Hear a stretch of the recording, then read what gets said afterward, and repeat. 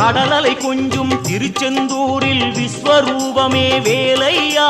பழமுதி சோலை அறுபடை வீடும் புண்ணிய தரிசனம் முருகையா